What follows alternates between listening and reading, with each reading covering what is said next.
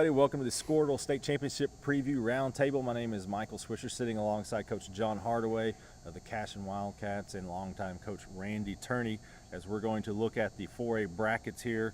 And our title games have been set at 12:15 p.m. On the girls' side, it will be number 1 Fort Gibson versus number 2 Hera.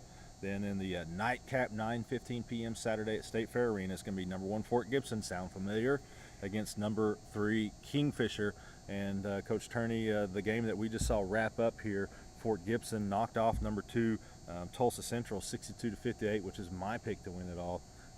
But the Tigers withstood the early charge by Tulsa Central, and then withstood the late charge and made, as I said, just enough free throws there to pull out the win. He certainly did. You know, he looked up there at the scoreboard, and Tulsa Central comes down and hits 3 trays to start the game. And you know, when you play them, you've got to limit them from getting to the lane and getting second shots, and you pretty much got to give up some threes, and they make their first three, and you look up, it's 14-5 late in the first quarter, but Fort Gibson just kind of hung around and didn't let them have second shots, and that's a big emphasis, and they kind of crawled back in it, and I think we're only down 2 at the end of the first quarter, and I think they kind of settled down there and just did an outstanding job of controlling the tempo of the game, handling the pressure, and just really limited them on the second chance points. Out-rebounded them 31-27, gave up 11 second chance points, which you'll take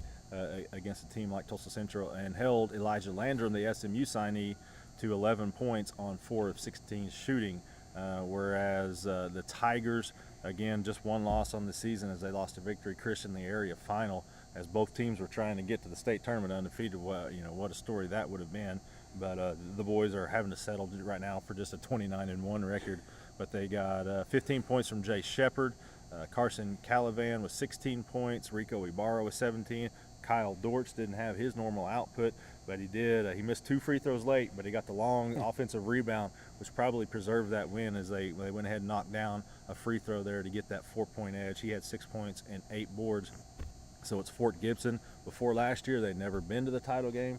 Now they're here for a second year in a row, so the Tigers certainly know what to expect here, and they're going to get a rookie title game opponent, as the Kingfisher Yellow Jackets knocked off Victory Christian 39-29. So the third-ranked Jackets at 27-3 come in, scored the final 12 points of the game. A low-scoring affair, as both teams were content to just kind of spread it out and to attack when they could. But the Yellow Jackets got the points when they needed.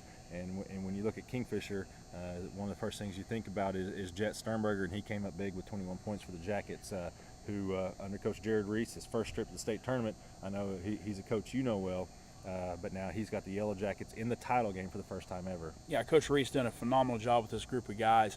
You know, relatively pretty young team, you know, with Jet and Trey and Marco. I mean, that kind of three kind of forms a nucleus for them. You know, they do such a great job of controlling tempo and running their sets, and you know, when they're making shots, they're really tough to beat, and they're going to need to lean on making shots tomorrow and controlling tempo against Fort Gibson, because Fort Gibson, I mean, they have size, they have guards. I mean, the experience of playing here last year, you know, in the finals. You know, Kingfisher will be just content, I think, with, you know, spreading the floor out, you know, making those long possessions, and then, you know, you fall asleep or, you know, do whatever, then they get those threes or they get that little set, and Coach Reese has 1,000 of them, I think. Yeah. But, you know, Coach Hendricks at Gibson, they'll play great defense. They're going to be, you know, well scouted against Kingfisher. So it'll be an interesting matchup, coaching matchup too, between those two. Yeah, the Jackets will have 5 guys on the floor who can knock down the three-pointer. One thing that probably isn't going to come into play is depth. Neither team ventures down that bench very much. Yeah, that's true. I noticed tonight Fort Gibson played 5. They've had a sub for about 30 seconds because they had an injury there, but you're right. There's not going to be a lot of substituting, and the pace that the game may be played at, there may not need to be any substitution. But back to I want to compliment Coach Hendricks. He's one of the old school coaches, and he's kind of running a little old. You know, you don't see just a normal 3-2 zone defense and some normal offense. We see all the dribble, weave, and slash into the goal, and I just like to see that, you know, the old-fashioned, old-school basketball, and their game plan tonight was just phenomenal, I thought, against Tulsa Central. he just did an outstanding job of coaching. So we got the young guy against the old guy What tomorrow. is this, old guy So versus the young guy? I'm pulling for the stuff? old guy. I mean, my goodness. I'm hoping Coach Hendricks can get him a state championship tomorrow. And you don't see too many members-only jackets on the sideline either. And when we saw that one over there, it's talking about a little bit of the old and the new right there. But he certainly has been rocking that the past couple of years. I remember asking him about that last year after the game. But well, I think tomorrow, in that boys game, the lead. I mean, obviously the lead's always important, but the lead early will be important because then that person can kind of dictate kind of what they're going to do in their possessions. So. On the girls' side, no real surprises as it's number 1 versus number 2. These two teams are a combined 56-1. Fort Gibson has lost one game the last 2 years, and that was to Broken Bow in last year's quarterfinals. Avenged that one today, 56-46, in a pretty tight ball game throughout. As Fort Gibson now 29-0, going to take on a Hara team that's 27-1. That Coach Jeff Mahoney, his first year at Hara, as he takes over for Coach Kurt Knox. Coach Knox, really built that program, was there a long time. Not always easy to come in. Hara team last year got to the state finals, and then in comes Coach Mahoney. But he's got his team right back in the title game and beat an Ada team, a very good Ada team, for the 3rd time this season. Not easy to do. They did a lot of balanced scoring. He shoots the ball outside real well, and I think the Fort Gibson team really impressed with their balance. And I think they had 3 or 4 in double figures, and a lot of them that can score. I just think that loss that they took last year, that first round, is on their mind. But like you said, you got one with 0 losses, one with 1 loss. So it should be a heck of a game in 4A girls. Yeah, and you talk about Fort Gibson's just a team, just a lot of balanced scoring today. 12, 10, 13, 13. So again, that balance. Fort Gibson doesn't have just that one player to worry about.